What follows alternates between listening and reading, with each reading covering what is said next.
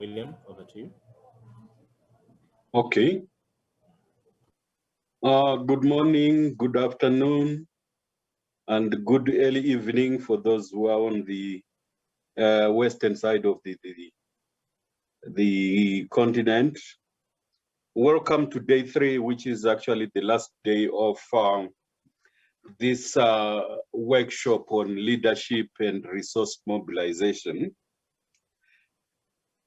So today we are going to be covering partnerships, and we have invited a few of our partners who work on CRVS on the continent to share with us some of the work which they do. But before we go into that, we are going to play a very short video on the directory of experts. Over to the technicians for the video. Pour renforcer les systèmes d'enregistrement et de statistiques de l'État civil, dans un monde en constante évolution, les professionnels doivent être en mesure de partager leurs connaissances et d'établir des liens avec leurs pairs, où qu'ils se trouvent. C'est pourquoi le Centre d'excellence sur les systèmes d'enregistrement et de statistiques de l'État civil, ESEC, a créé le répertoire des experts en ligne pour partager l'expertise et le soutien lié aux systèmes d'enregistrement et de statistiques de l'État civil. Que vous soyez à la recherche d'informations ou que vous souhaitiez collaborer avec un collègue éloigné, recruter un consultant ou demander l'aide d'une organisation, le répertoire facilite l'établissement de liens. Il vous permet de demeurer au fait des dernières nouvelles, des événements et du matériel lié aux connaissances. Vous pouvez facilement vous inscrire à notre répertoire convivial en tant que personne ou organisation. Inscrivez-vous dès aujourd'hui sur répertoire.esec.org ou visitez notre site web à système.esec.ca. Okay, thank you very much for playing the video. I hope there was translation, or at a certain point we can try to play the English one for the benefit of those who are Anglophone. Okay, so we move on the program of the day, and we are going to have a quick recap from the DRG of Botswana, Miss Julia Koloko. If you can just quickly run through the recap of day 2, which is yesterday, the proceedings of yesterday. Over to you, Miss Koloko.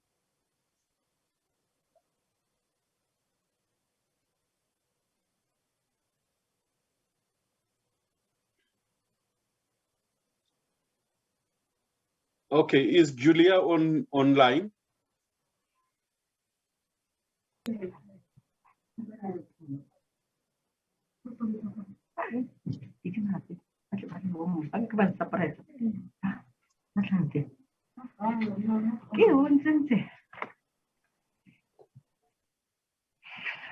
Hello, good afternoon. Good afternoon, please. You can proceed. We can hear you very well.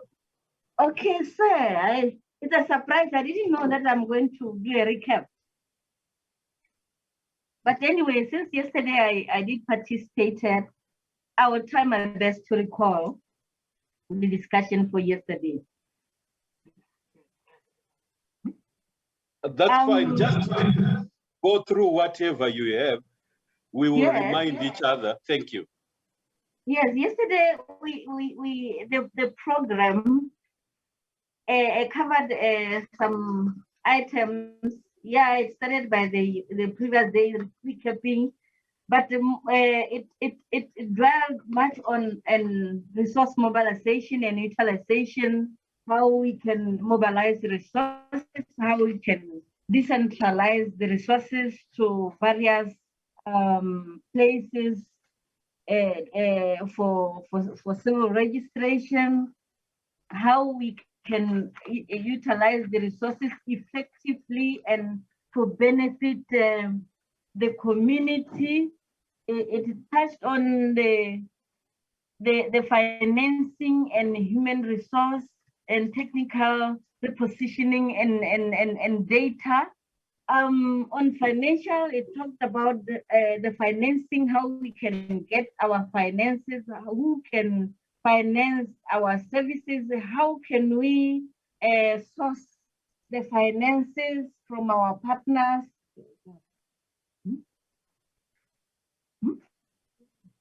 How we can source funding from our partners, and the human resource, the development of human resource, the guiding of human resource, and placing of human resource.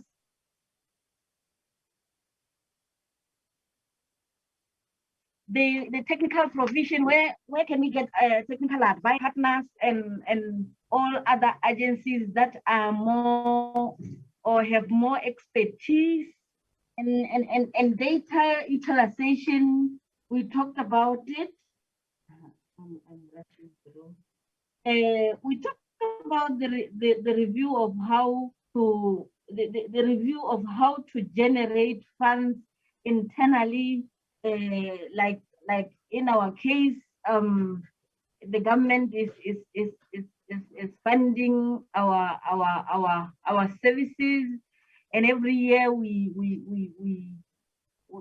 do budgeting so that we can identify or show what is it that we want to do, and the government would fund us for those activities.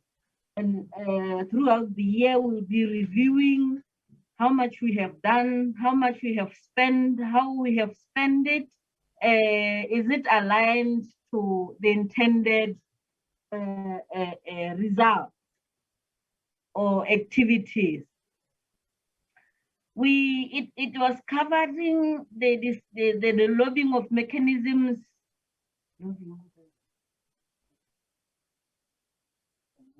How we can organize or source the funding, especially the technical assistance from those that have more knowledge from us, like benchmarking and the like. How to increase demand for civil registration, like educating the public, attaching civil registration documents to other services, and making it as the most source of proof of identity, and how we can reduce some impediments for the public to come forth to require or request for our services, and the source of the media on public education and the like. We talked about the okay, and it was said that we will have the other countries sharing the experiences of that countries. I didn't make notes. I was quite unaware. I'm sorry for that. Unfortunately, I've misplaced my minute book for yesterday. Thank you, sir. No, that's very good. Welcome. I mean, thank you so much. I think you have run through it very quickly, and you have shown the distinction between domestic resource financing and getting the resources from external partners, like you know, the UNECA, the United Nations entities, and so forth.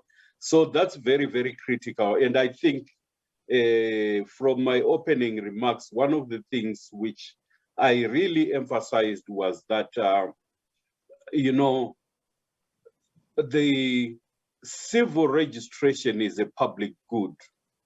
So for public goods, they need to be financed by public finances. And that's the message which we are carrying to our ministers of finance. And we have actually made sure that that is reflected in the resolution of the Conference of ministers, which ended on Tuesday here in Addis Ababa. So we made sure that civil registration financing was an important issue. It is a public good, and if ever we need to attain the SDGs, it means we need to account for every person in the population. The moment we leave out some without identities, they become invisible, then the problem comes in. And depending on the quantity of those whom we are excluding, our chances as a country of attaining the SDGs is actually jeopardized. So ministers of finances are actually starting to get it, that really population numbers and knowing these numbers is very, very critical for their planning. And to get real-time population sizes, we are now moving towards, promoting national population registers and so forth. So thank you so much, Ms. Poloko, for that, and capturing the two important aspects about resource mobilization and actually also using existing resources in the countries and repurposing some of the finances. So those are the innovative ways of funding which were covered yesterday. So actually, let's proceed. We have two countries which will share their experiences. And to give Ms. Koloko a breather, we have Cameroon, then Botswana. So if we could start with Cameroon, then Botswana, to just quickly give us their country experiences. And we have Angola, so we'll also include, so we can actually start Cameroon, Angola, then Botswana. In Cameroon, I think is Mr. Ibera joined. I think he should be the one presenting. I don't expect Mr. Yomo to present. I would expect Ibera to be there. Then for Angola, Dr. Kavukila. Then for Botswana, Ms. Koloko. So let's go in that order. Cameroon.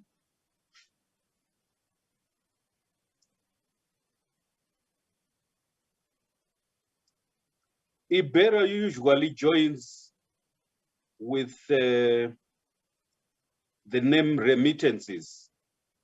Can you check if he's joined? I think there is someone from Bonek. I don't know if I see Bonek connected. Okay, yeah, Bonek. Whether you can be presenting for Cameroon. The delegate from Bonek. Yeah, I can see Bonek. Maybe we can proceed with Angola if they're not yet ready. Okay, so can we go to Dr. Kavukila Angola?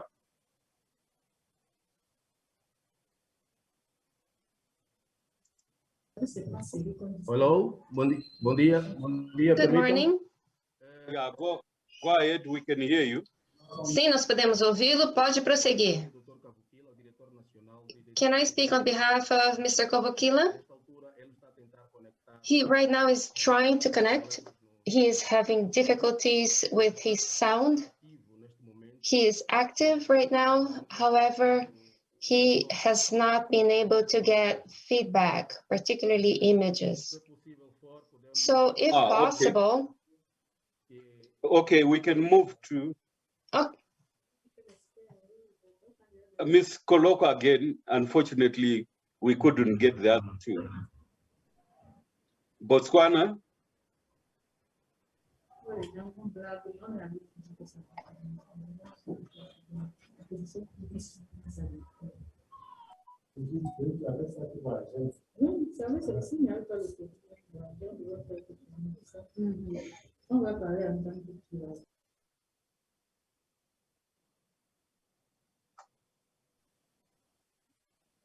Okay, I can see Bunek is connected and Angola is connected.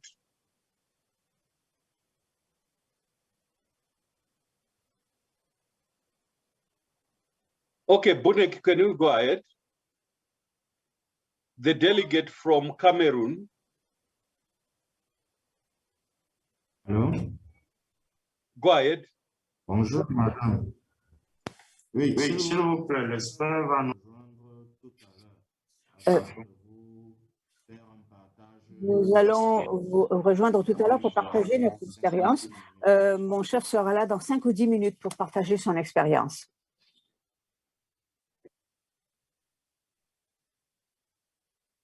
Allô? Hello, go Si, ahead. on vous entend très bien. Can you go ahead? We can Oui, hear you. l'expert sera là dans 5 ou 10 minutes. The expert will be here in 5 or 10 minutes to share his experience. He is on the way. Okay, we'll see if we still have time. So can we try Botswana?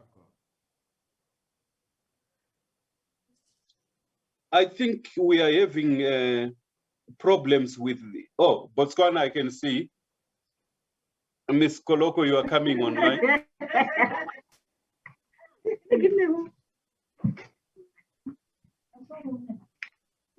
Okay, can you go ahead, please? Yes, sir. Okay, thank you. I thought you were giving me a breather.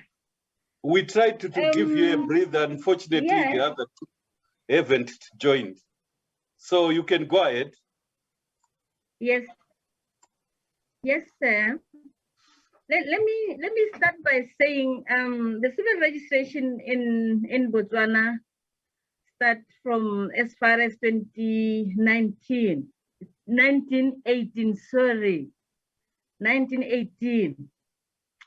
Currently, if I may give the background, the services are decentralized to 35 district offices across the country, with some services placed in on the on-site health facilities for immediate capturing of births and deaths, and to ensure timely registration of those events.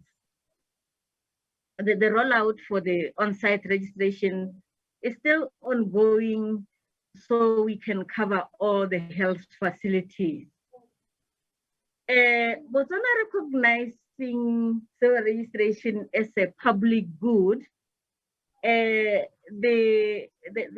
political, there's a full political support, or we enjoy a full political support, and CRVS is fully funded by the government, with some additional support, yes, from our business partners such as UNICEF, UNFPA, and just to mention the few, because in many cases, when we start some new innovations, we would need some technical support and sometimes funding to start the project.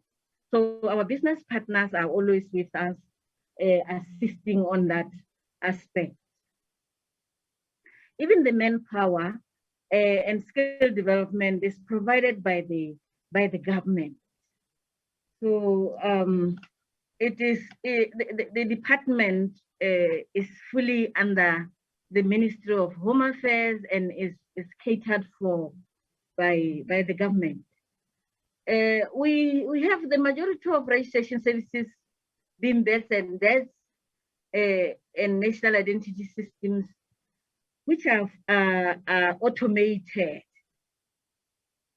But marriage registration and divorce are still manual, which is still a problem, because when we look for records or want to retrieve records, it becomes difficult, and those records most of the time we use them for cross-checking and verification, especially when citizens want to marry outside, for us to clear those citizens to know, for the other country to know whether they are married or not, or have been. It becomes a challenge because looking for the documents or cross-checking, verifying from the data, it is not that easy when it is manual. Through a series of interventions, a significant progress has been made in raising the levels and comprehensiveness of civil registration. The country has a mobile registration facility, and every district office has 4 laptops that they would use when they go for outreach programs to service the vulnerable and remotest areas. The mobile outreach services exercise are being implemented in collaboration with other government agencies and civil societies, where massive campaigns and on-spot registrations are done in hard to reach areas, targeting the vulnerable and needy people. It was educating the people. How do we educate the community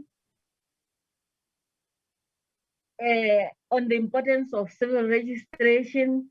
We do several activities and come up with numerous initiatives targeting the community at different levels and using different types of media, such as TV, such as radio, continuously educating and putting posters and distributing educational materials in our offices, and most of the time we would have like TVs in our offices to educate the public as and when they come for services. And we visit the villages, and we have this forum for village assemblies where we would call the public to assemble there and present the importance of our services, educating them, followed by the registration and immediate issuance of death and death certificate through the use of mobile facility. It is not all good. We still have some problems. Like I said, marriage registration is still behind. Those people at the remotest areas, we visit them like quarterly, which is not enough, because most of the time we end up losing the information, the event, and some of the information may be lost because we come after three months, and the legislation is saying we should register every event within, for birth it should be 60 days, and for death it should be 30 days. And marriages, they will have to come or travel a long distance to the service point to register their marriages, or to publish their marriages, or for solemnization, where the district commissioner is based. In most cases, it's around 100 kilometers away from the furthest place. And we still our systems are a little bit behind. There needs to be what do you call it, developed more, or to align them with the current development technology, more especially for birth. We still register birth on the manual form. We haven't introduced the online registration. We still are are intending to introduce the cell phone registration when a child is born, the parents could a notification to say a child has been born, and we can go there to complete the registration. But the progress or the achievement so far with regards to birth, in 2018, we managed to reach 100%, as you can refer to the vital statistics report, Botswana vital statistics report from the vital statistics from the Statistics Botswana website. It is there, the information is available there. We reached 100% of birth registration. I would say, yes, 100%, because we have overtaken, the registration had overtaken the forecasting for 2011 population census. In real situation, I would think there's still some pockets that we need to visit or to hunt to see where we might have missed the events that are not registered. Yes, with death registration, we still are struggling. It's up to, the registration rate is at 84%. That is for 2018, because our registration, vital registration reports are 1 year behind. So this year, 2020, during this pandemic, COVID pandemic, the government of Botswana has declared civil registration as an essential service. We never closed the registration for births and deaths because it's a critical aspect for development, and the information is critically needed for development and to guide, more especially in health services. So during the pandemic, we had to introduce shifting to avoid congestion and booking for registration, but in regards to national identification, people had to book to come and register, but for birth and death, people just had to come as and when the event occurs. And in the health facility, we were registering just as usual and as normal, because we wanted to capture every event. For marriages, we had to limit numbers coming, and we had to close all the celebrations, but the solemnization and the registration of marriages is done. So we had to limit for the solemnization that at least a couple has to come with 2 witnesses only, no parents, nobody with them. Then other arrangement will continue at home. So this is how we managed to continue our registration during this era. Thank you, sir. I was trying to be brief. Okay, great. Thank you so much. Yeah. Thank you so much to hear about the progress which is being made in Botswana, and that the previous year you actually had 100% of the birth registration. So at a certain point, we would want to actually just check, I mean, in terms of overall registration of children, where are you? I mean, yes, sir. Okay. And what is your death registration?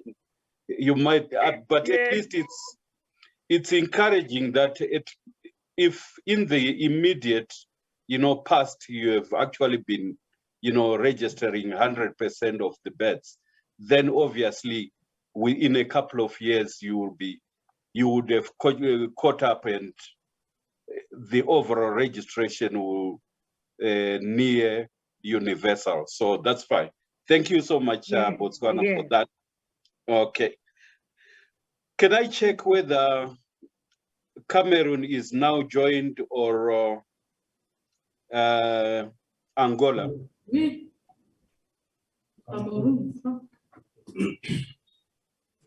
Okay, but Cameroon, can you go ahead?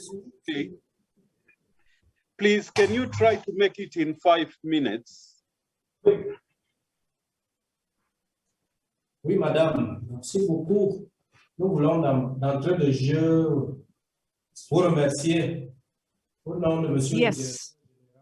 To begin with, we would like to thank you and thank the Director General for civil registration for taking part in this workshop.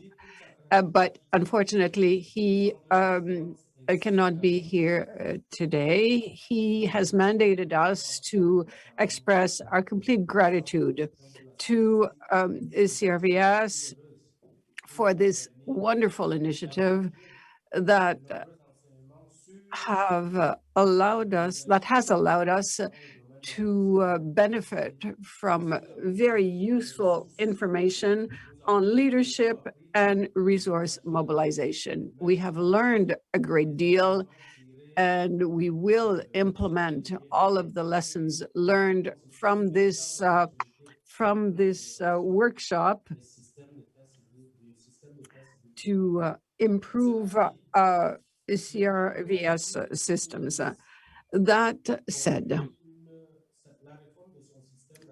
since 2010, we have proceeded with the reform of our system in Cameroon, of our CRVS. And so we've implemented several innovations in the system, namely legal improvements, awareness building, infrastructure development as well. Cameroon has a specific legislation on civil systems and has made several innovations in terms of special CRVS. We also set up a central body responsible for civil registration, and it takes the form of a building in the national office where we work. And so we register deaths and births every 30 days, and we can consolidate health information as well. And I can tell you with a great deal of satisfaction that we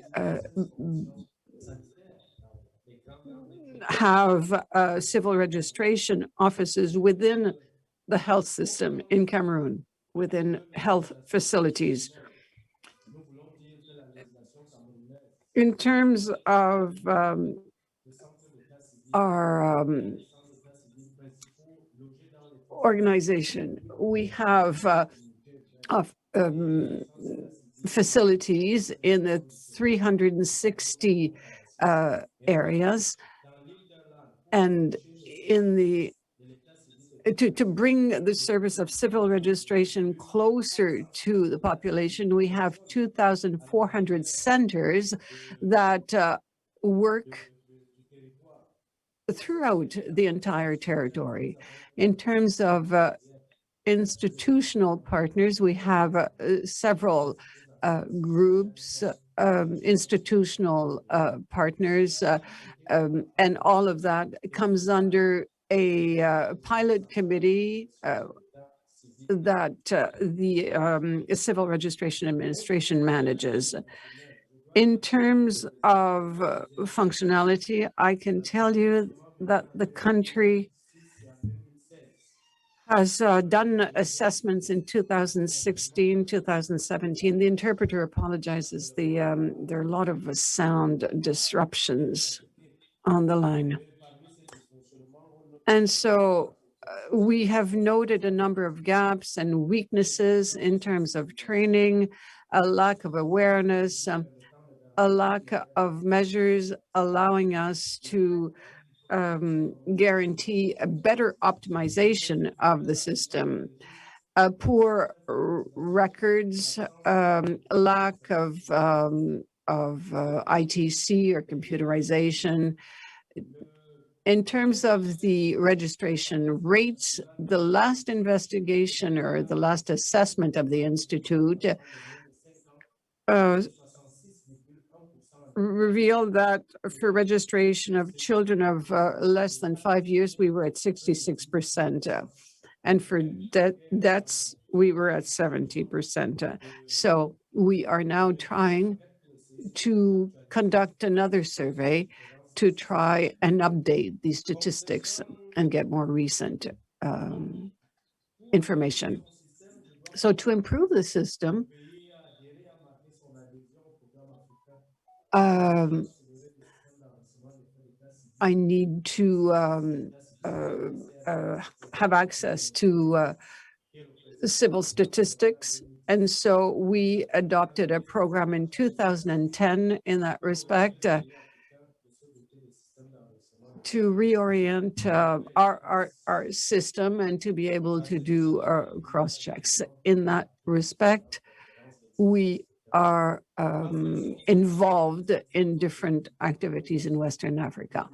Concerning future outlook and perspectives, we'd like to say that we are mainly focused on implementation of our turnaround, of our reform, and on implementation of the strategic plan that was approved in 2017 by the pilot committee that I just mentioned. In that regard, we have actions that are planned for in the short, mid, and long term.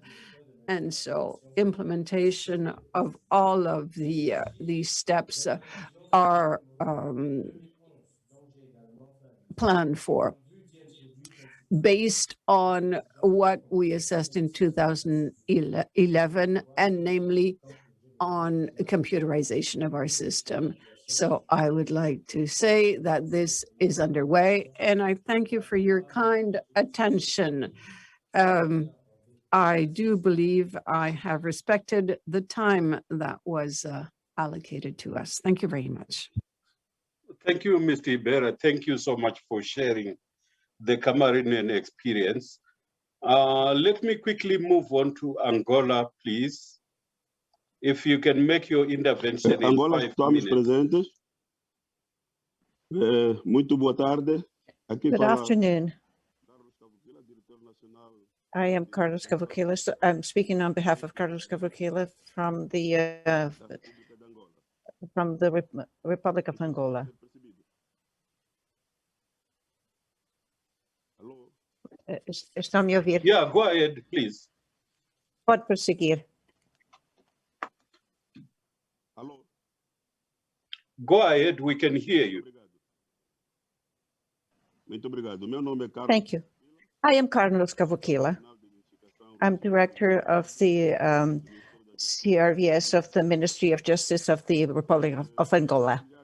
I would like to share with you, and I apologize that I only arrived, I could only manage to get in now.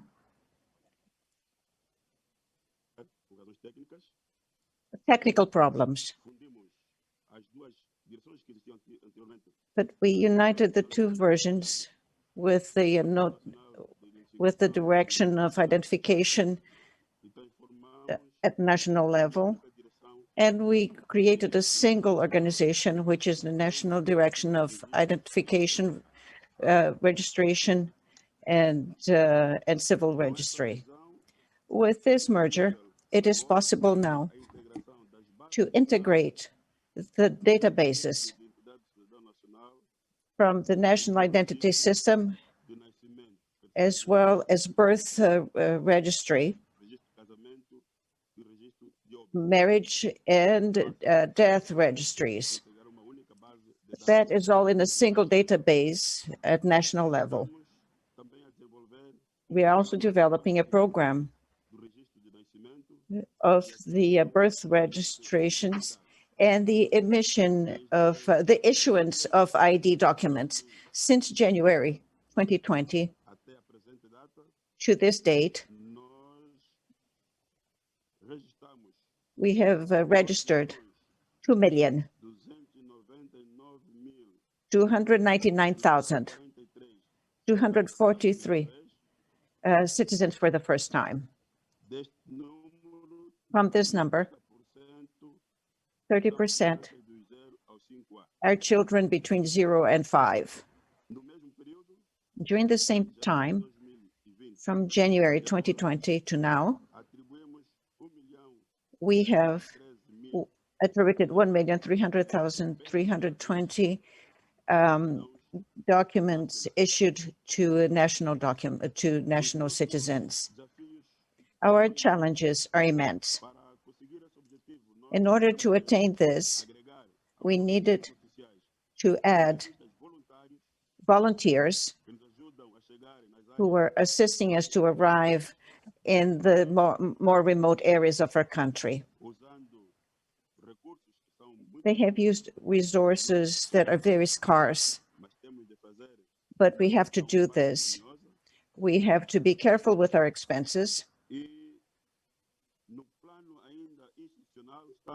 as well as at the national level. We are trying to improve the registration system throughout the whole country.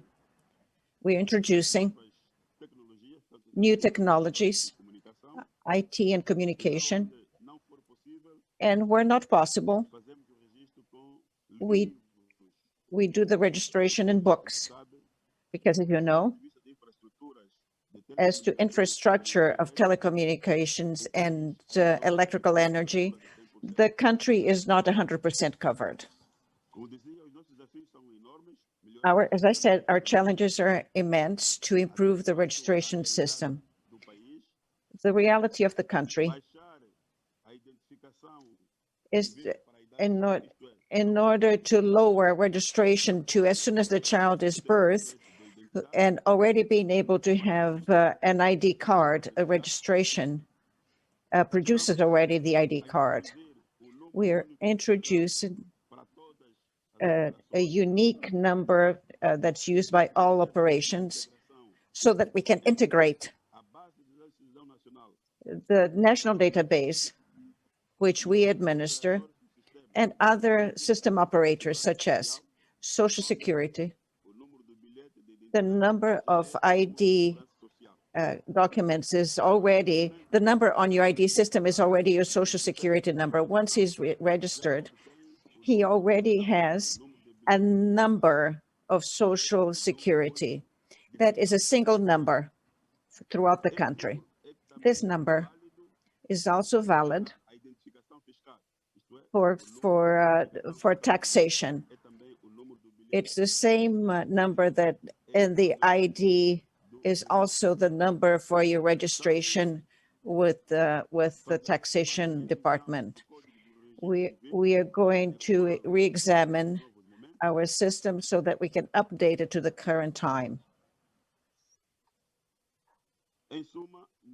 In summary, we are realizing an effort, and we would like to ask for the support of more advanced countries in this matter. It's a pity that we need to speak like this online.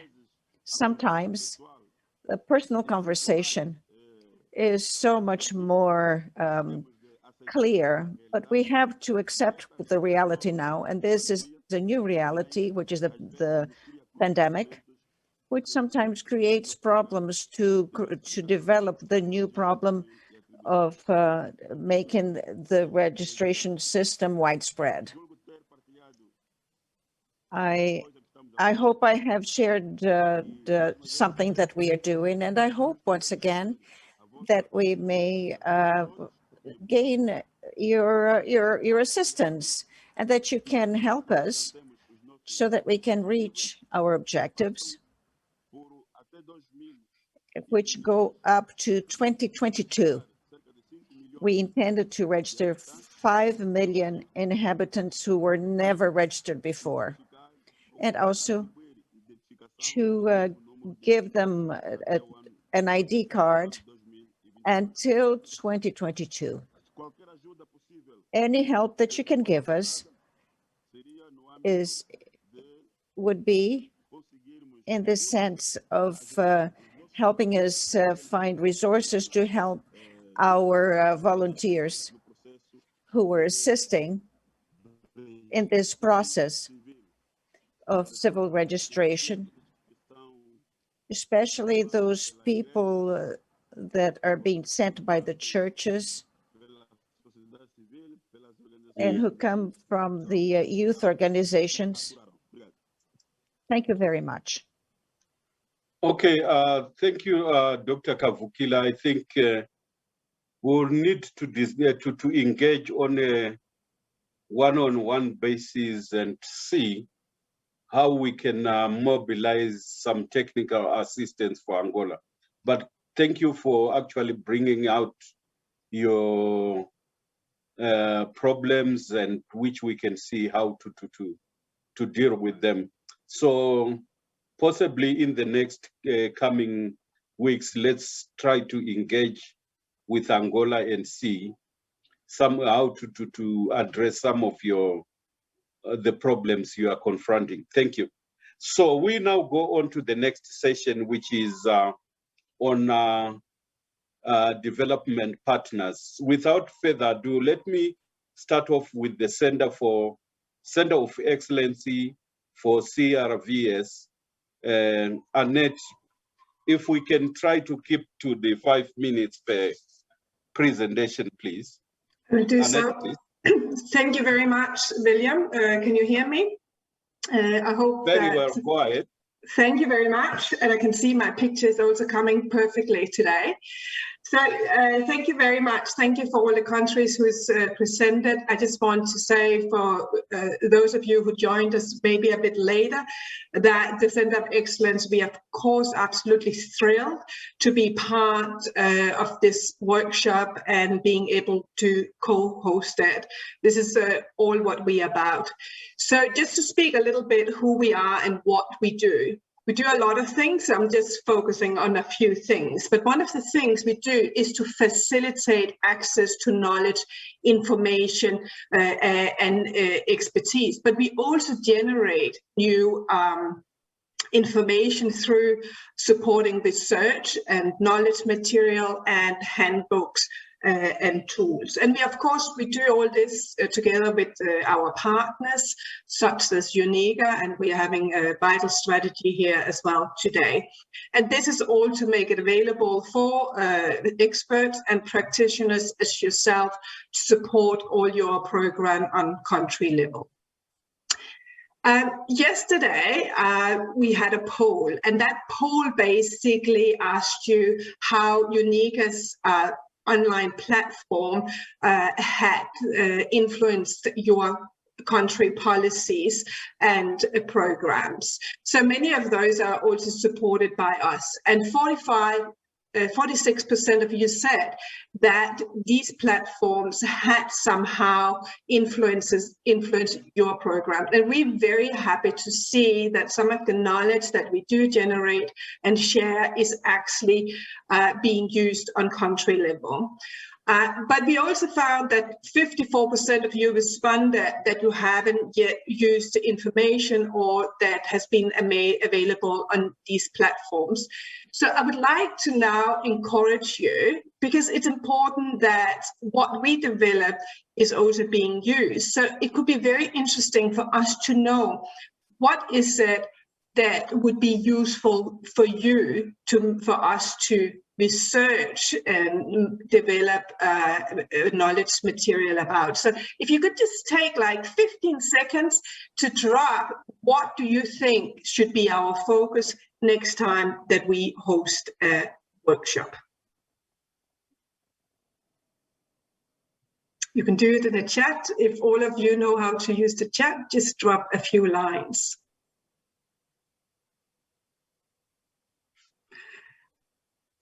Okay. While you're thinking, and of course you can do it throughout the workshop, this is our web page, and one of the things we do, as I said, we facilitate access to information.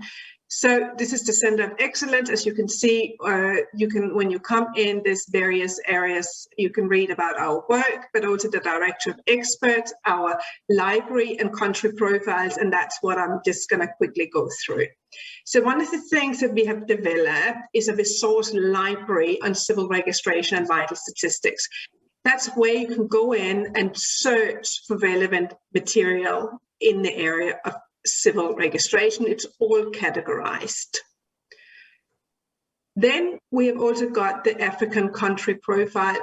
Those of you who were part at the last ministers' meeting in Zambia remember that we published at the time 12 country profiles, and it was part of the expert meeting's recommendation that we develop country profiles for all the African countries.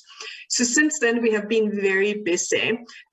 So far, there's 16 country profiles readily available on our webpage, and within the next 2 months, there's going to be 16 other profiles made available. You will also see that we have developed country profiles about CRVS systems from Asia and South America, and there's one country also in Europe. So the next one that is going to come up is like Botswana. Angola is up as well. We have South Africa, Lesotho, Eswatini, Mauritania, and many, many more. So please keep an eye out for the country profiles, and we would like to, of course, thank you everybody who's been part of helping ourselves and UNIGA to develop those. We wouldn't have been able to do it without your help. Another thing that we're quite excited about is our new CRVS and COVID-19 in Africa series. So what happened was that when the pandemic started, UNIGA spearheaded an assessment, an impact assessment to understand what impact the pandemic and the restrictions that the government was putting in place, how that affected civil registration systems. And we found that 75% of all civil registration systems in Africa had somehow been affected by the restriction or the pandemic itself. So we wanted to document some of the good practices. And one of the things that we have taken a particularly kind of deep dive into to understand is some of all the new platform, the notifications, but also the digital platform has been doing during the pandemic. Have they been resilient, and have they in fact been able to continuously register vital events during the pandemic where a lot of facilities were closed down or where people didn't come in to our civil registration facilities? And in fact, this is very encouraging. We started 6 countries, Namibia, Rwanda, Burkina Faso, Uganda, and Mozambique. And we found that all the modules showed that that these systems were in fact resilient and people's events were still being registered. And the most important part of this was the partnership with health. So the notification system and working with health facility allows us to continue registering vital events during a pandemic. So 4 of them has already been published. You can go into either UNIGA's webpage or our webpage and read about them. It's also very interesting to see how the different countries has approached how to notify vital events. Then we've got the Director of Experts in the beginning of the session. We played a little video in French. We can play it in English as well as you wish to. This is a new online platform. And this is the idea behind this is to create a global network of civil registration expertise. So you as a senior government official can actually register and have a profile. So we've got different sectors, we've got consultants, we've got government officials, and then we've got the whole partner sector as well. So you can apply, and we will encourage all of you to have a profile, because this will enable you to take contact of your neighboring civil registration authorities and others if you wish to get support and understand the system. So please, we really encourage you to create a profile. You can see here that some registers has already created a profile, and you will be able to go in and read about them. The Director of Expert also allows partner organization to create profiles and to post news. So that means that any news in the civil registration field, whether it's consultancy, but also upcoming webinars, new publication, will be posted on this page. So again, please, we really encourage you to use this platform. This platform has been developed with you in mind to facilitate access to expertise. So now things that while we were thinking about how to do this workshop, we were very interested in profiling and developing profile of exceptional leaders in civil registration. We had understood during our research for these COVID in Africa papers that there has been exceptional leadership in terms of civil registration in Africa. So we're going to put up a poll now to hear how many of you who would be interested to hear about more of the leadership work that has been done from registered generals or senior managers in Africa. So you basically just have to answer, because we would like to see if it's something that you would be interested in, because then it's a project that we would go ahead with together with UNIGA and Vital Strategies. So please just cast here if you would be interested in reading about other leaders in civil registration in Africa. Okay, operator, I think we can close and get, oh, we didn't see, I only saw is it possible to get up the results again? So yes, 100%, this makes me very happy, because it's something that I think could be absolutely great as well. Okay, we've got one more question for you, if it is, okay, my screen is not moving now.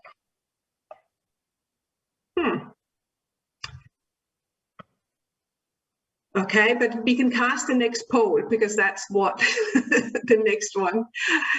The next question we're going to ask you, if you know a leader that you think that we should profile and make the information available for you, or the portrait or interview, please say yes and no.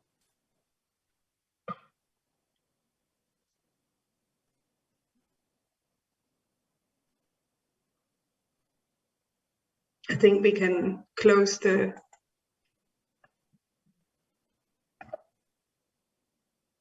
So here we've got the result. Yes, 52% know a leader that they think could be inspirational. So please just, one of my colleagues has put our email address in the chat. So please write to us with the name of the leader, their position, and just, you know, 1 or 2 sentences that motivate why. Then we can take contact to the person and ask them if they could be interested in participating. Thank you very much. I'm having a problem. I can't move my slides.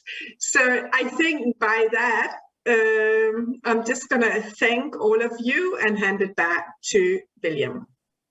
This is our webpage address if you should be interested, but I'm sure that it's also been posted in the chat, so you can just click directly. Thank you very much. Over to you, William. Thank you so much, Annette. I think one very interesting thing is, I mean, the interest in people to learn from each other, and it will be a worthwhile exercise documenting who they can learn from and so forth and so forth. I think we have a critical mass on the African continent and also globally. So we should be able to kickstart and have this running as soon as possible. Without much further ado, let me ask my colleague from Vital Strategies, Martin, to present to us what Vital Strategies does, especially with us on the continent. Great, thank you. Thank you very much, William. I hope you can hear me. Oh yeah, we can. Great, thank you. Thank you very much, and good afternoon, colleagues, and thank you, William and ECA, and of course also the Center of Excellence for this opportunity to just briefly present here. I will keep it very, very short, as in the Zoom life of nowadays, I'm actually supposed to be on another meeting already, but I will keep it very short. So just really only one slide here, a little bit about Vital Strategies, and then a little bit of what I think the key messages were from this great workshop that we've had over the last few days. So at Vital Strategies, we believe very strongly that counting every human life is very much possible. And it's of course your CRVS systems that can do that. And that we are happy to see all of this activity around strengthening of these systems now, working towards really being able to count everybody. So as Vital Strategies, we are a global NGO. We are working for a world where everyone is protected by a strong public health system. Our CRVS work is mainly under the umbrella of the Bloomberg Philanthropies Data for Health initiative, which very much emphasizes on country leadership and on building sustainable systems, improving systems, and institutionalizing the changes. In our CRVS strengthening program at Vital Strategies, we support over 20 countries around the world to strengthen CRVS systems. So that's just a little bit about Vital Strategies and about our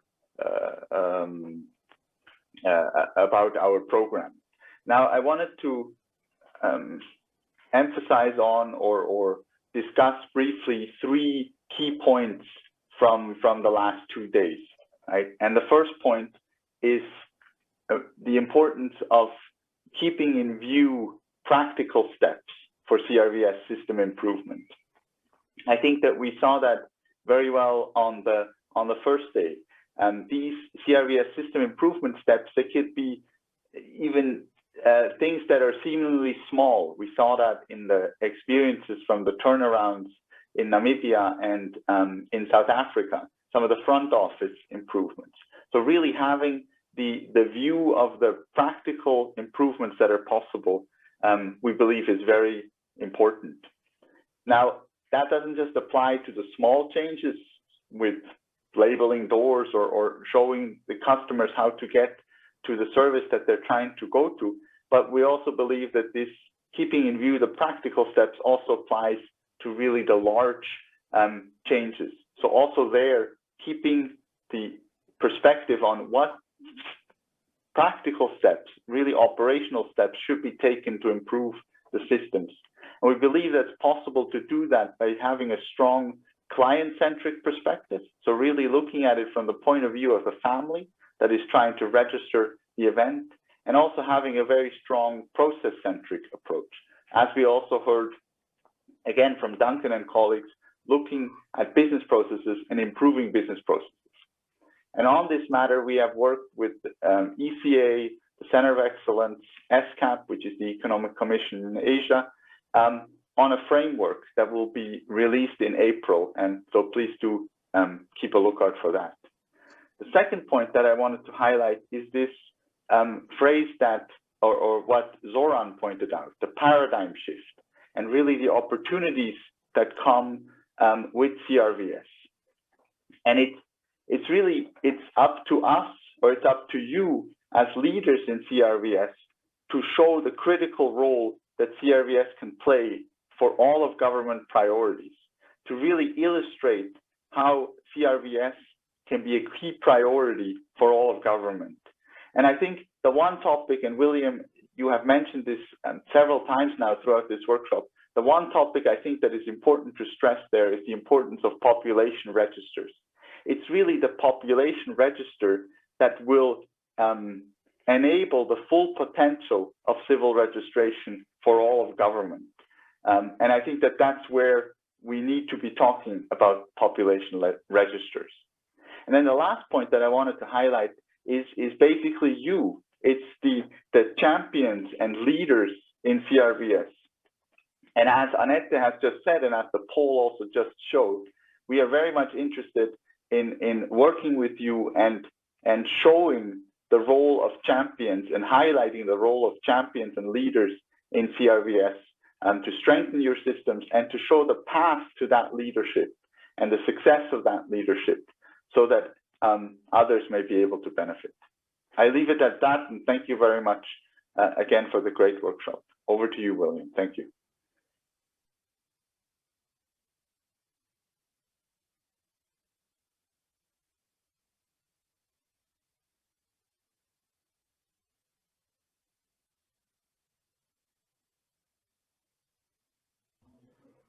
Thank you very much, Martin. I think William did drop off.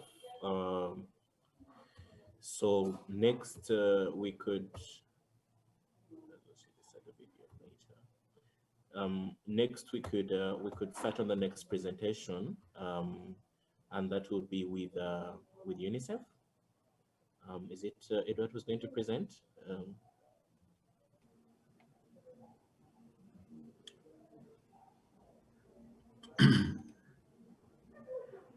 Hello. Yes. Hello. Yes. Could you please proceed? We can hear you. Okay. Yeah. Good afternoon, colleagues. Let me share my screen.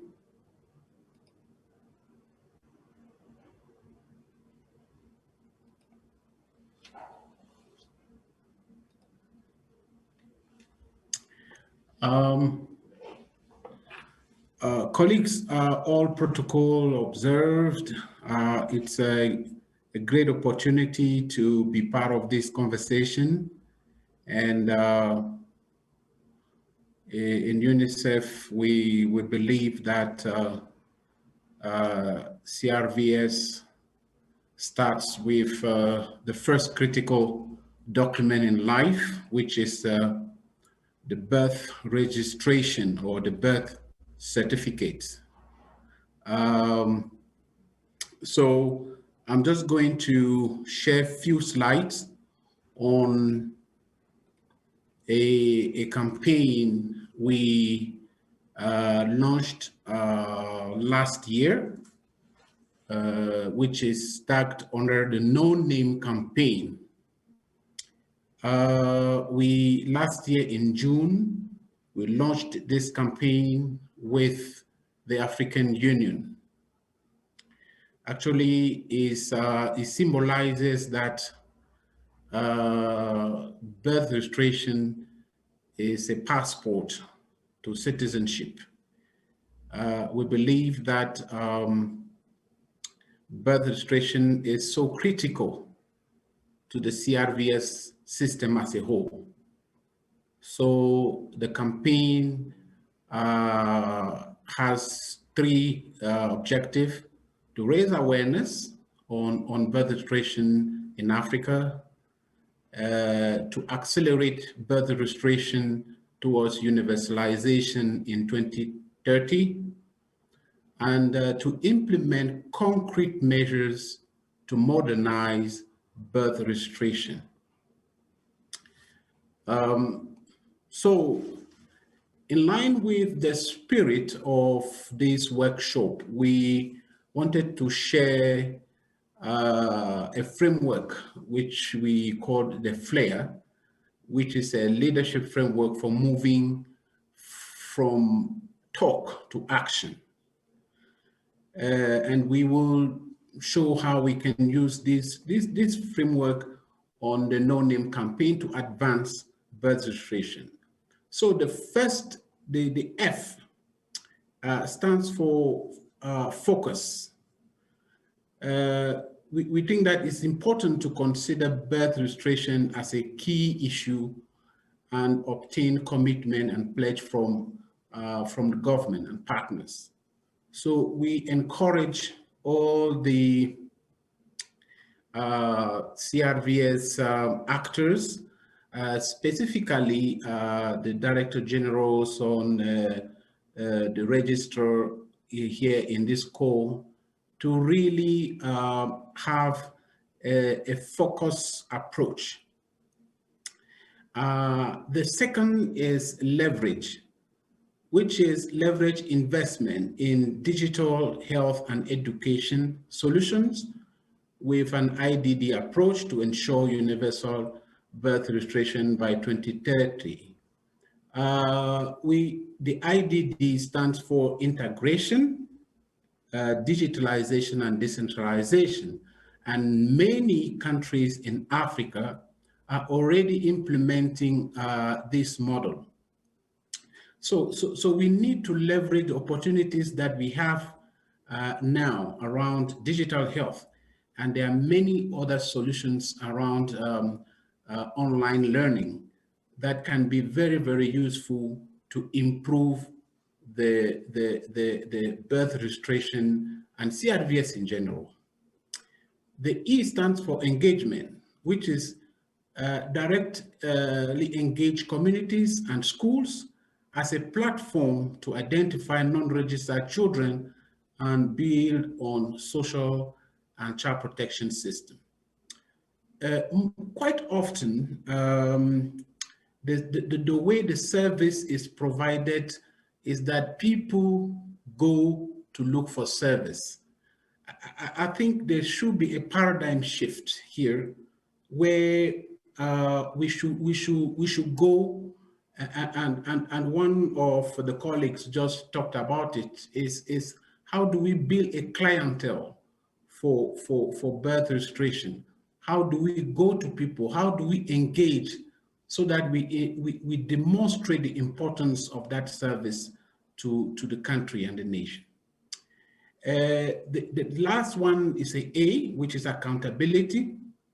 CRVS system reform should firstly be a country-led initiative and with strong political engagement from the government and donor partners. We heard it from, I think, the Botswana colleague, who really was emphasizing the political will that drives the investment and engagement. So we encourage all countries to really push for that, not just in terms of expression of will, but in terms of putting in place also accountability mechanisms. So applying this model to the No Name campaign is about rolling out the IDD model. And I think what UNICEF we can provide is really to say in every country on this continent, UNICEF is present. So, and our teams are available to support the various government institutions to work towards integration, civil birth registration services with health systems. It has demonstrated that works. To work on digitalization, and in many of our countries in this continent, there is a system of decentralization. So we need to push decentralization of birth registration systems. We need to leverage, create a strong and enabling policy and legislative institution framework. I think it's also important that in our parliament, I mean, we can have debates, discussions around civil registration. We can have debates and discussions on how do we improve birth registration systems. So these are concrete actions that we hope some of our countries can take to push and deal with the bottlenecks. We need to address the issue around cost. There are some countries that still have some cost barriers, so it will be important that these costs are lifted, or we find a way to cover, to sponsor these birth registrations issues in countries. We need to build institutional capacity, and that is going on. We heard from Bunek in Cameroon, the efforts that the government is doing there to reinforce this institution so that it can respond to its mandate, and definitely that is the way to go. We need to prioritize marginalized and deprived communities and vulnerable children in birth registration. Sometimes what strikes me, and which is interesting, is that, you know, in civil registrations, there are countries that have started some experience of doing mass registration. For example, I know the case of Cameroon, where they have a system of group marriages, you know, where people, the ministers goes and civil registration personnel goes and celebrate maybe 20, 50 marriages and provide certificates. I think this type of approach should also be encouraged for birth registration, and I think it will go a long way to improve the system. We have to advocate.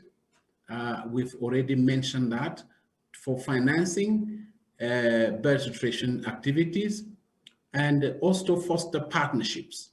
In our countries, we are, I mean, there are many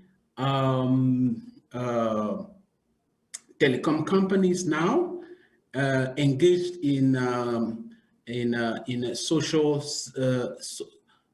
in philanthropy activities. I think birth registration is an area where we can engage these companies to help us with the digitalization of these services. We need to document and disseminate evidence. And I think we are very happy to learn all the work that is being done by the Center of Excellence. And I think it will be, we will be happy to cooperate with them and on these platforms of documenting evidence of good practices. So our ask to the colleagues attending this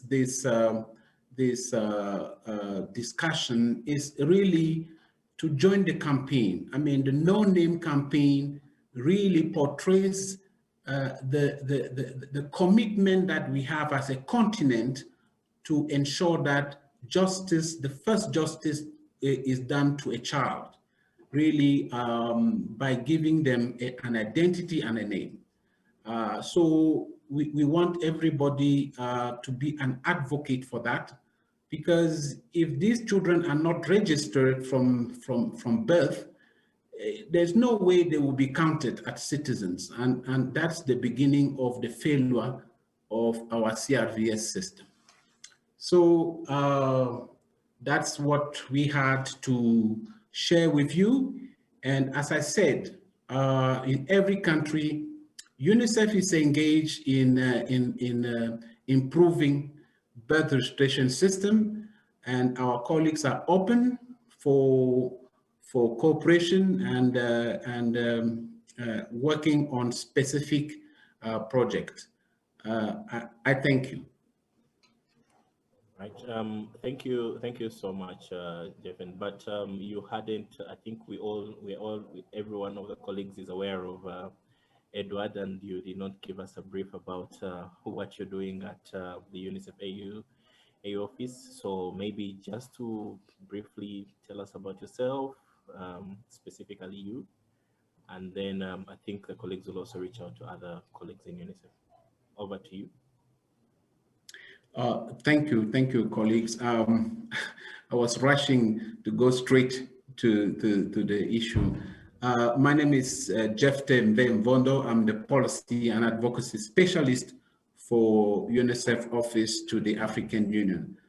My colleague, Edward Adai, is the head of office, is at the moment busy, and he sent his apologies, and I was asked to represent him on this meeting.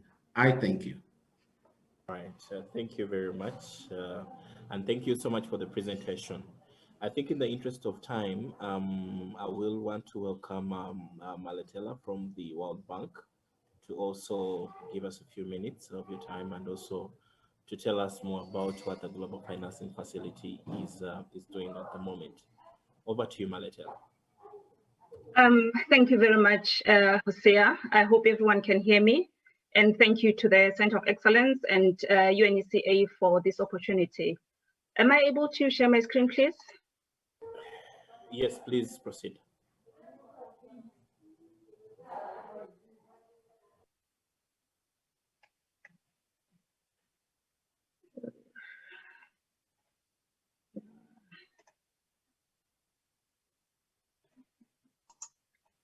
Sorry, I'm trying to do that, but I don't seem to get. It's just at the bottom of the screen, Maletela. There should be a. Yeah, I see Okay. that, but I don't seem to see the file. I know it's open, but let me try again.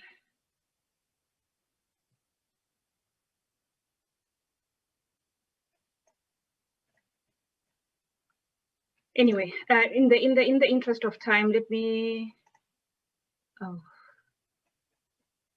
Oh, sorry. Here it is.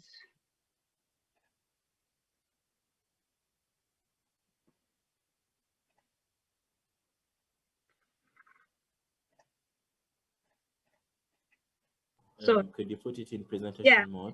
Can you see it now? Yes, we can see. Okay. No, thank you very much, and apologies for that. I will quickly already go into the presentation, which will focus on the general World Bank support for CRVS, as well as focusing a little bit more on the GFF. The World Bank Group provides support for strengthening CRVS through 3 different ways, through strategic action. Oh, I didn't introduce myself, sorry. Malitela Duanenghasi. I'm with the Global Financing Facility supporting or leading the work on civil registration and vital statistics.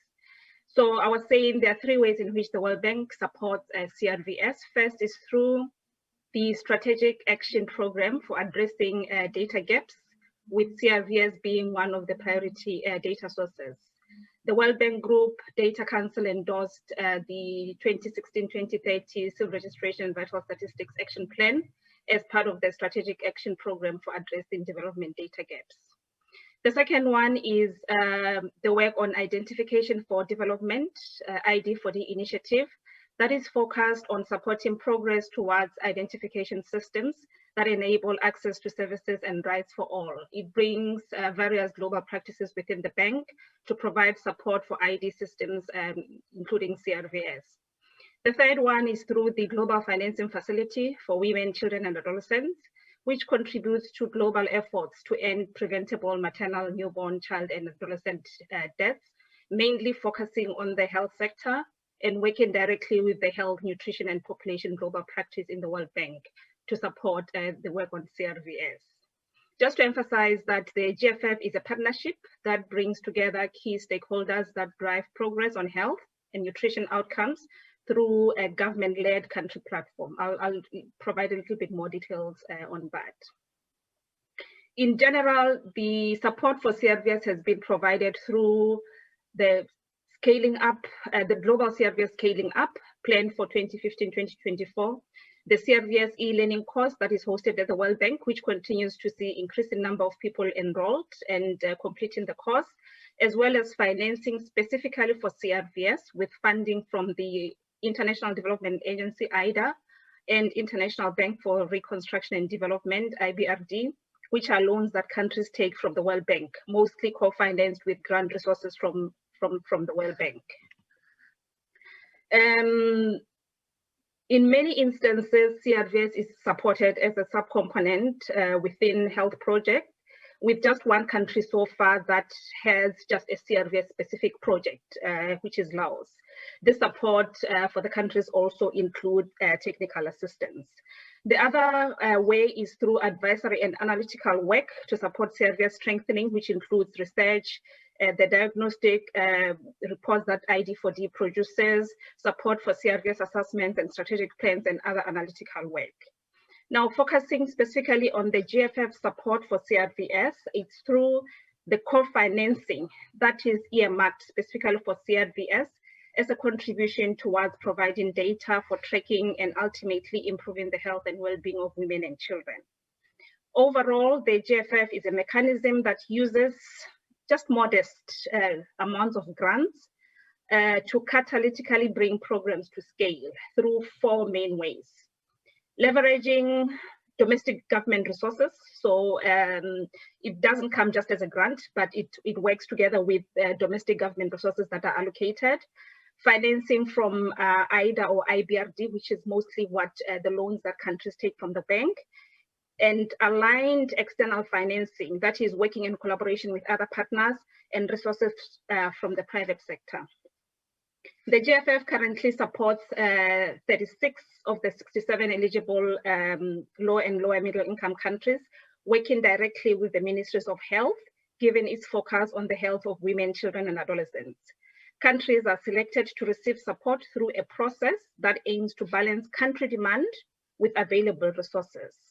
Once countries express interest in receiving support, the GFF investment group assesses countries based on several factors, including commitment to increase domestic financing for reproductive and maternal and child health and nutrition, and commitment to use World Bank financing for RMNC, for reproductive and maternal and child health. The GFF provides grants which are linked to the resources that the government has undertaken. Initial discussions, as you will note, because the focus is on health, initial discussions are undertaken with the Ministries of Finance and the key implementing ministry, which in many cases is the Ministry of Health. Once countries have are confirmed for receiving support, there is a process in the countries that prioritizes activities to be financed through an established country platform. Building on existing national and subnational mechanisms, each country platform is led by the national government and includes civil society organizations, the private sector, multilateral and bilateral institutions, and foundation. The country platform develops an investment case to align partners and financing around country priorities, which may include strengthening CRVS. Now, given the GFF's approach, for countries that consider requests for support for CRVS, there is a need to ensure that CRVS is prioritized appropriately in the country through the following, which are in line with the overall GFF's approach for health. Making a case for increased domestic resources for CRVS, addressing the need to receive financing from IDA, IBRD, given that the resources from the GFF Trust Fund are linked with the resources from IDA, IBRD. But most also importantly is how best countries align external financing that is available and how best countries are able to leverage resources from the private sector. That is, CRVS is supported through health project, but also related projects from governance, as we have done in Madagascar, and through social protection, as we have done in Rwanda. Grants from the GFF Trust Fund that are provided to countries are matched with financing from IDA, IBRD, mostly on a 1-to-1 ratio. For example, DRC received 10 million grant from GFF Trust Fund, which was matched with 10 million from IDA. So this slide that we see here just gives us an overall overview of the support that has so far been provided for CRVS through the GFF. And given that our entry point is mostly with the Ministry of Health, a very close collaboration with the Ministry of Health mainly highlighted the benefits of a functional CRVS system for health in terms of providing data for monitoring health outcomes, but also to facilitate their responsibilities in notification of events occurring in health facilities, use of their community structures to support CRVS, linkages with relevant health information systems, and any other ways in which the Ministry of Health has responsibilities as prescribed by our legal frameworks for the benefit of strengthening CRVS. Additionally, through health projects in some countries such as Cameroon and Uganda, CRVS indicators are included in results-based financing to increase the completeness of births and deaths, still with the focus on the Ministry of Health. Therefore, from the GFF's approach, it is important to show that this partnership actually works. 13 countries, as indicated, currently receive funding from the GFF World Bank, mostly as a component in health project. These are the current priorities of the GFF on CRVS to support availability of data for monitoring health. Reform policies in the health sector to increase birth and death registration, advance equitable and gender responsiveness in CRVS system, building electronic CRVS system, using CRVS data for decision making, and advocacy for government commitment to CRVS through domestic resources, and continue to mobilize partner resources for CRVS strengthening. There are ongoing discussions to provide financial support for CRVS for additional countries from the existing 36 supported GFF countries. Plans are also underway to expand GFF support to countries to 50. And as I'm not sure if you're aware, the GFF just launched this week a 1.2 billion fundraising campaign to support eligible countries to protect and reclaim the gains on the health of women, children, and adolescents made before COVID. This funding will support communities to access the services they need, helping to save lives and build the human capital needed for resilient recovery. And CRVS remains a priority for the GFF. Thank you very much. Over. Thank you very much, Maletela. I hope, and also for the announcement about the 1.2 billion that has been earmarked from the GFF. I think for those of us that we can reach out to us and through to Maletela for any other available support. Thank you very much, Maletela, for the presentation, and we look forward to supporting other countries that are not yet under the GFF. So I want to invite, I think it's Eduardo Kwai from UNFPA. Is he on? Anyone from UNFPA?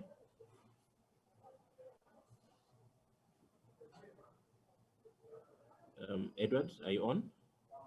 Frederick, sorry. Not Edward. Okay.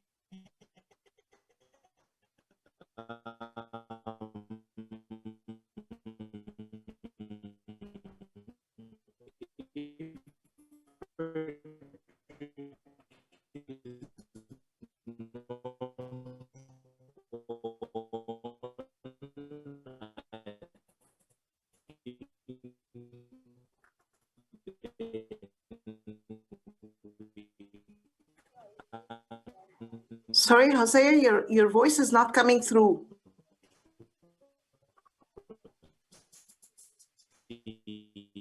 Hosea, we can't hear you. Is it possible you can just correct your mic? So the next option was to discuss about the Committee of Registrar Generals, but this is an activity that we want to postpone, and we'll reach out to the different RAGs in terms of how do we then follow up on the Committee for Registrar Generals, and also for the preparations for the COM6 from the COM6 in Maputo this year. So next I'm opening the session. Yeah, Baldwin, can you please correct the voice from your side?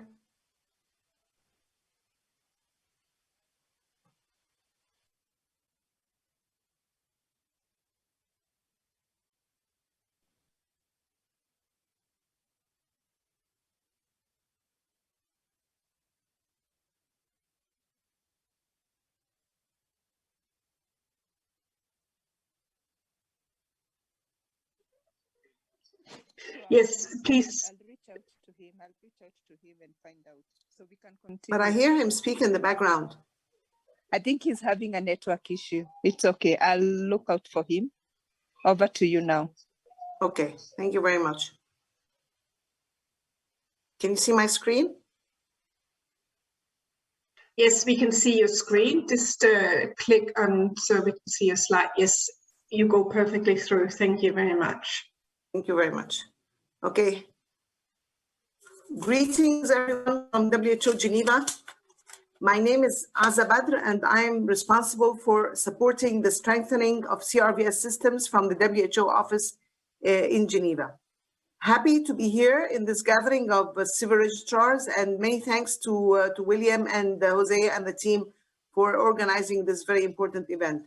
So I'm here today to deliver just 3 key messages. I won't take much of your time. One is related to the findings of the score, which are related to CRVS systems, the score report. The second is related to one key strategy, which will enhance completeness of birth and death registration and causes of death. And thirdly, to deliver the message that we are here to help you. So to Angola, if you need help, please contact the WHO offices in your country and at the regional level and HQ and Botswana and Cameroon and everyone else. So the first message is the following. We had assessments of health information systems conducted in 133 countries of the world. These assessments assess every aspect of health information systems, starting from surveys. C is the CRVS system, which is counting birth, death, and causes of death. And the O is the health facility services. The R is analytical capacity of the health information system. And E is the dissemination and production of statistics. And what we found regarding the C, okay, their findings were so many, but regarding the C, we found that 44% of countries showed that they had a nascent or limited capacity to count birth, death, and causes of death. So this is one key finding. The second key finding for us is that despite the fact that the overall global birth and death registrations are not doing so bad, with 72% birth registration and 62 death registration, the situation in Africa and in Southeast Asia and even in EMRO leaves a lot of space for improvement. So this just confirms what everybody has been saying today and the past 2 days. So in order to address such gaps, WHO has embarked on developing a CRVS strategic implementation plan, which starts this year and continues for 5 years. The aim of this strategic implementation plan is to empower member states to more effectively mobilize their health sector to lead or contribute to CRVS system strengthening efforts in order to ensure maximum benefit from routine data systems for policy and development.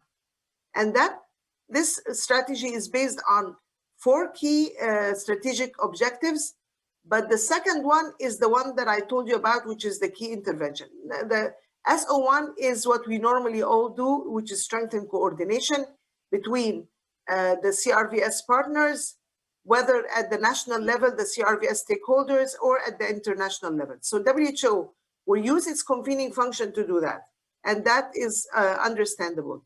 The second and most important key message here today is that we need to strengthen the notification capacity of the health sector from the health facilities and from the community. And what usually does is that the Ministry of Health or the health facility would just give a piece of paper to the family of the newborn or the decedent and asking them to go to the civil registration office to register the event. What we are now recommending for all member states that need improvements in civil registration and vital statistic systems is direct electronic notification from the health facility, whether public or private, by regulation from the Ministry of Health to the Ministry of Health directly and to the civil registration also directly. So how did we come to this finding is that in most countries of the world, even in Africa, the institutional deliveries and the institutional death, the percentages are much higher than the registration coverages. So if we are able to get just the institutional deliveries and the institutional death, were already much higher than what we have now, and these deaths occur in facilities which are under our control. So this is the second key message, and which is very important. This key intervention, if implemented, will drastically improve registration coverages. And of course, SO3 is to build the analytical capacity of ministries of health for the causes of death and analysis of causes of death. And we need to do that and start the certification practices in many health facilities. And of course, SO4 is to improve the reporting, production, and dissemination of vital statistics, including causes of death. And that is very important because data is always out there, but it's never compiled and never put on the website and never published and never given to policymakers for decision making. So, and just to remember that as we go along, we align ourselves with the country priorities, and we involve all the regional offices in the process, and we leverage partnerships internally and externally. Thank you very much. Over to you, Hosea. Oh, I was muted. Thank you so much, Dr. Azza. That was a very precise presentation. Could you please also share with us a link for the recently finished strategic plan so that we could also share it with the RGs and for their information? Sure. And and I think there is also a need to move to start orienting the different countries that had talked about the move to start implementing ICD 11. So some RGs will be reaching out to WHO for this. Definitely. So thank you very much. So to proceed, right now we'd like to welcome any questions, comments, or any observations that that the participants would have. I think all our presenters are are available to respond to any of the questions. So kindly, you can use the chat, you can raise your hand, and then we can have the questions. There was a comment from DRC to Botswana, and they mentioned that they have a suggestion for Botswana in relation to the distance that separates the citizens and the civil status offices for registration of civil status facts. If it can be inspired by the experience of DRC Congo to create secondary offices to reach a remote population. So this was a comment from BRC that is going on to Botswana. All right. Do we have any other questions?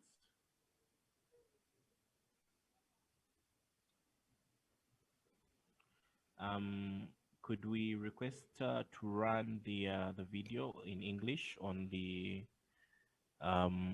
Directorate of Experts while we wait for any other comments?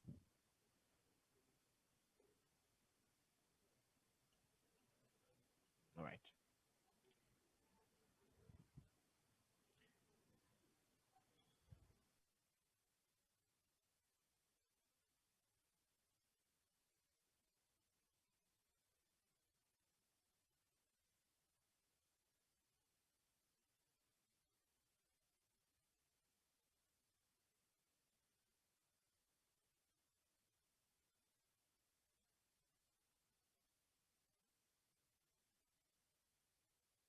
Statistics systems at an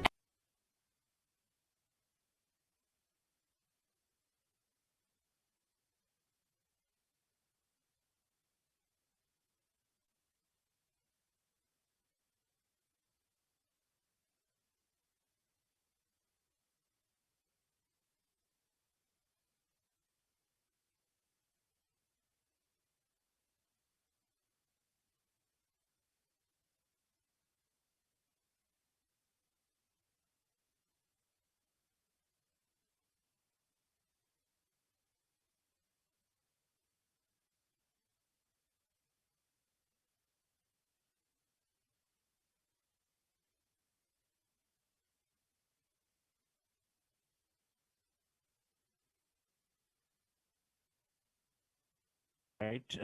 Thank you. Innocent, you have a question? Do you mind asking the question? It is going to Madam Aza. Innocent, DRC. Yes.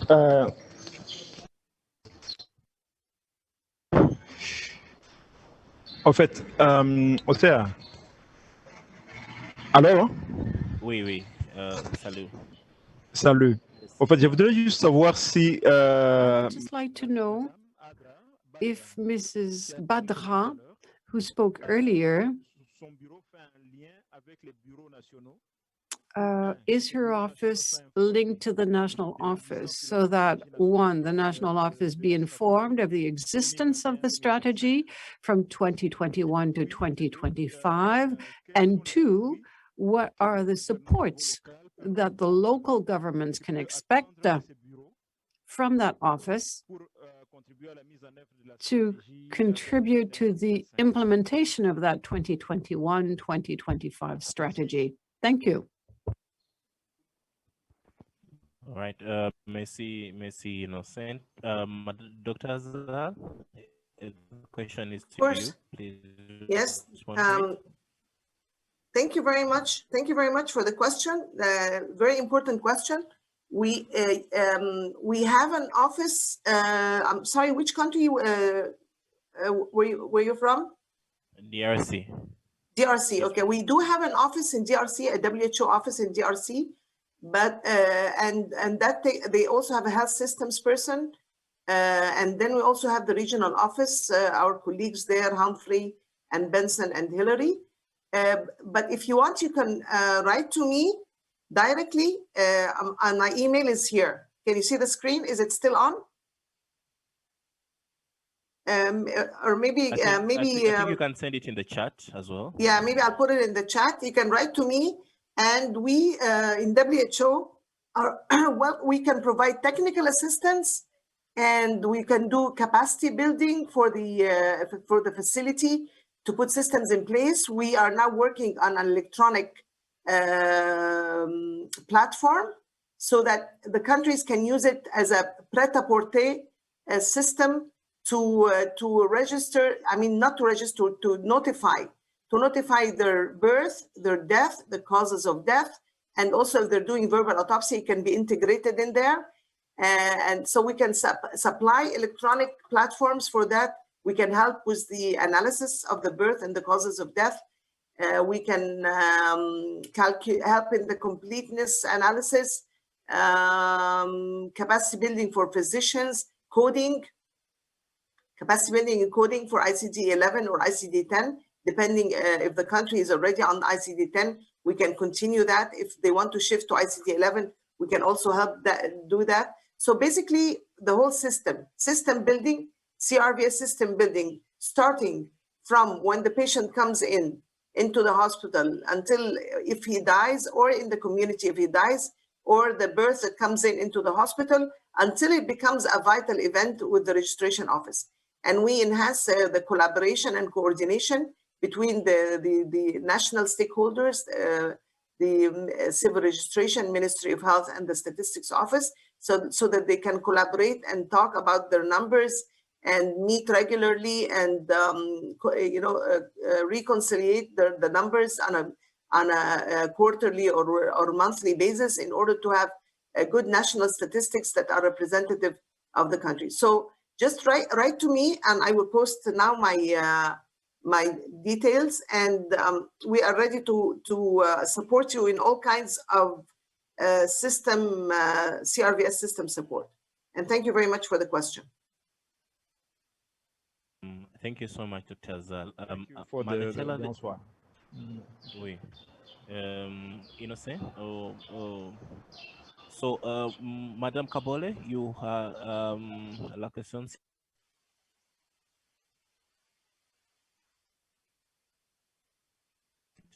Okay. All right. Thank you very much, Dr. Azal. I think, Madame Kabole, you had a question. I saw your hand up, and then we have two questions that are going to Maletela. The first one is from Hamidou. Hamidou, do you mind to come through to ask, or we could just read through your question? And then the second one is coming in from David. There was a question from one of the participants yesterday who was asking about the URI project in West Africa. And his question was that why the World Bank doesn't prefer to fund civil registration to ensure identification at birth. So the first question is from Hamidou to Maletela. and it is talking about in order to improve registration, it is not appropriate, isn't it not appropriate to set up a financing task force in each country so that this would allow the mobilization of resources in a coordinated manner? I think this is more of a comment, but just for you to come in and respond a bit to the question that has been raised by David in the chat. Maletela, are you still on? Yes, I'm still on. So Yeah, there is a question for you to respond to. Okay, let me start with, thank you very much. I think these are very good questions. I'll first start with the last question on the financing task force. I think what I can highlight is a lot of the activities that are supported at country level are led from our approach. They are led by the countries themselves. And indeed, if you look at the GFF approach, in addition to supporting the countries, there is this country leadership, like the country platform, which is the one that identifies priorities and is composed of all these different partners. While that kind of approach is used for health, it's something that can also be used for CRVS, and which is what we try to do in the countries that we support. That in addition to having a national steering committee, among other things, is looking at prioritizing activities to be supported, but also ensuring that all the activities that are supported are aligned. I highlighted mainly 4 issues on domestic resources. So these are resources from the government, as well as resources that come from either the loan from the bank, but also the external financing that is done in a coordinated way. I'm sure many of you will agree that there's a lot of funds available, but they are not coordinated at country level. So if countries can organize themselves in such a way that the steering committee, among other things, whether they have a subcommittee on financing, but it's really important that everything is done in a coordinated way. And even when we build the case for CRVS, we do it in a coordinated way. When we talk to the Ministry of Finance, when we talk to other stakeholders, Ministry of Health, like governance, social protection, education, we do this in a coordinated way, which will help us build our case for CRVS. So I completely agree with you that it's one of those that are required. And looking at the financing that is available for CRVS, it has always been an underfunded area. So it's good that we are looking at how best we coordinate, but also coordinate the support that is being provided. The second question on the WURI. As we have just noted, WURI, I will not, it's one of WURI is a West African regional ID program. So its focus is on identification. And as you will agree, different organizations have different priorities when they engage with countries. And remember also, as I said in my presentation, when for example, the World Bank provides support, it does that through a request from the government. So the priorities are set by the government. The leadership of how things are done are through the government. So I wouldn't really say it's the World Bank that prescribes how the countries should. It provides support, but at the end of the day, it's through what the country needs. And the same way that we focus, for example, I focus on CRVS. I don't focus on ID. I know the importance of doing an integrated ID civil registration system, but my priority is CRVS. Another person's priority can be ID. But how best do we ensure that me working on CRVS, somebody working on ID, we work together for an integrated CRVS system? So I don't think it's a matter of who does what, but how do we align everything that we have to have one integrated system? Thank you. I hope that addresses the questions.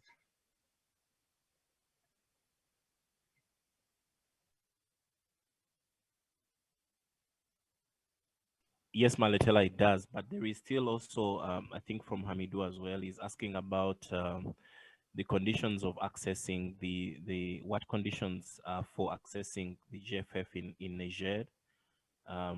So maybe we could ask him to reach out to you or something like that, because he's asking what are the conditions for accessing funding for GFF in Niger.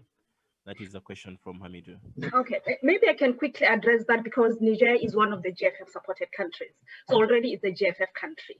Now it now depends on, because as I said in my presentation, our support is directly through health. So in Niger, it's also through a health project, but I think there was also issues on gender, I think that are addressed there, but it's through the health project. So it's through the prioritization that takes place at country level that decides which activities will be included or will be financed. And unfortunately, CRVS did not come up as a priority area for Niger, which is why for the new countries or countries that have not yet received funding, it's this continuous collaboration that I tried to emphasize during my presentation of the collaboration with the Ministry of Health. Because as we will note, and I don't know why, countries don't take loans specifically for CRVS. So we are supporting CRVS through other ways.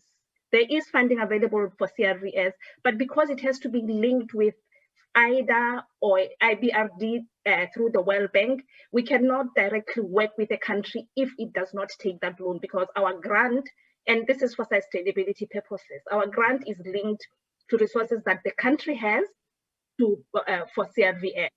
So it's really important that as we engage, let's please try to engage with the Ministry of Health for GFF support. And if further information is required, please, Jose, if you can share my contact details to the registrars. Thank you. We shall do that. I see that Innocent still has another question from DRC. Innocent, do you mind coming through to ask the question? Merci. Hein. Ma question va toujours à... Yes, thank you. My question is for Ms. Malela, the person who just spoke earlier. So we know that GFF fund the Ministry of Health, the Department of Health, but there are activities, CRVS in the project, but that link is not sufficiently strong between the Home Affairs Department and the Justice Department responsible for CRVS in DRC. What could be done then for the project funded by GFF support CRVSs to an appropriate level? What could we do? Can I quickly respond? I have a hard stop. We have a meeting with Uganda at 10. Yes, DRC specifically is one of the countries that have received the largest funding for CRVS. There was a project, it was a human development project. There was a 20 million allocation for CRVS, 10 million that was coming from the GFF Trust Fund and 10 million from IDA.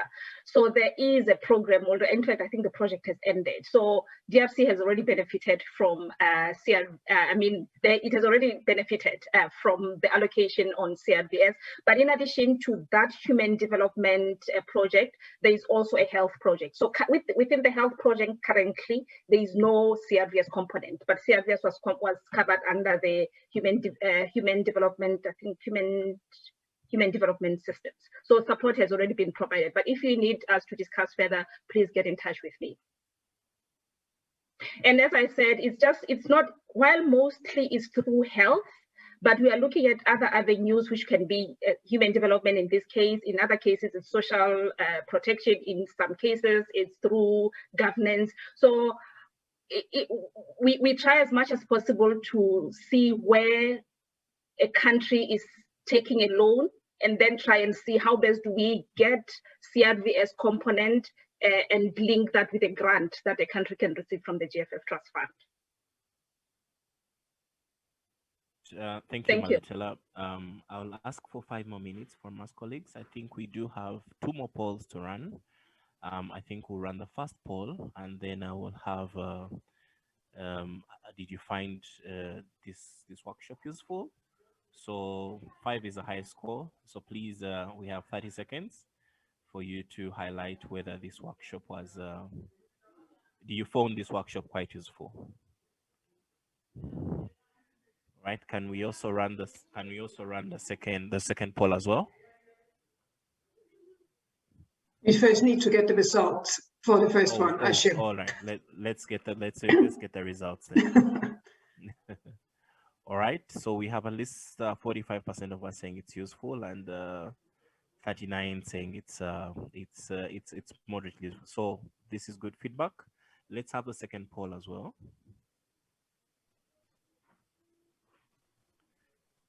All right. So this is the last question. Did you learn anything new from the last 3 days? If yes, please let us know. If there is nothing new, we will also appreciate your feedback.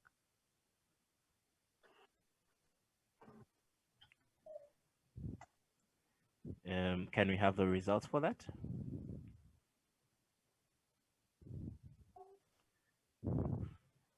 Wow, that's 100%. Thank you very much, everyone. So we are open to please reach out for us, and we have shared the links to the presentations.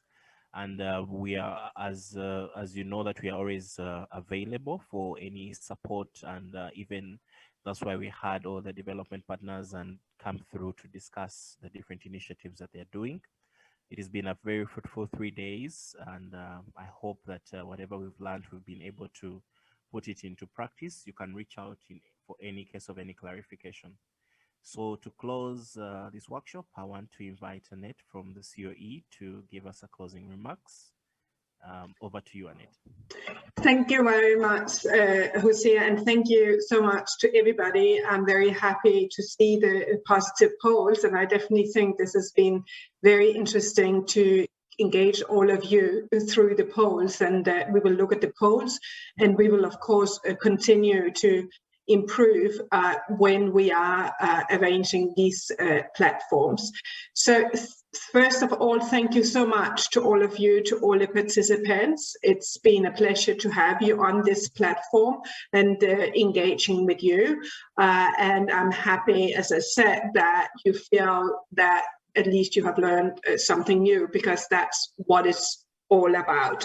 Also, thank you very much for the countries that availed themselves to give their, to give the status of where they are in terms of the civil registration system. I want to say it's been very encouraging while we have done our research as part of the pandemic to see how the pandemic has impacted the system that we have found, and how many countries are actually accelerating their program during the pandemic, and seen that as an opportunity. And I think that was very much also supported by one of our polls that also, I can't remember the number now, but it was I think it was around 50% of the countries who did say, yes, we have accelerated our programming. And that speaks to one of the key points, that civil registration is a key service that support other ministries and government and private service to deliver their mandate. It is part of the backbone of government. I also, of course, would like to thank Duncan very much for presenting his 7 dimension on how to improve the customer experience in the civil registration offices, and thereby providing more accessible services. I just want to mention three of the dimensions. Having better signage is absolutely key. A lot of the people who come to our civil registration office just come for information. If the information can provide it, for example, outside or via different means, that will avoid people queuing just for information. He also spoke to something that is very dear to us, and that's about improving our registration processes. Martin just spoke about it earlier today, that we are ready almost with a new framework called the CRVS Improvement Framework, which can support countries in improving and redesigning their business process, or in civil registration language, of course, the registration and issuing processes. And we are also busy doing an e-learning course that we hope many of you will join to understand why it is so important to have trusted but also simplified civil registration process. I always want to put the emphasis of trusted because we have to produce trusted data. It's not just about simplifying our processes, but it must be data that can be trusted because civil registration is used to validate identity data for other services. If we can't trust what comes out of the civil registration system and ID systems, it's very likely that other service providers will not see the civil registration as a key stakeholder. One of the other things that I would like just to underscore that Duncan said was also about leadership visibility, because that was what the presentation about, how important it is that leaders in civil registration is very much engaged and show visibility when you do these big improvements, to be there and encourage your more junior staff. I want to thank you very much, Soren, for your very good presentation on resource mobilization, how important it is that countries, or all of us in our mandates, have clear strategy, and we know and understand our strategies, and we advocate amongst our stakeholders, our line ministries, of what we're doing, that we understand our business and we can communicate our business.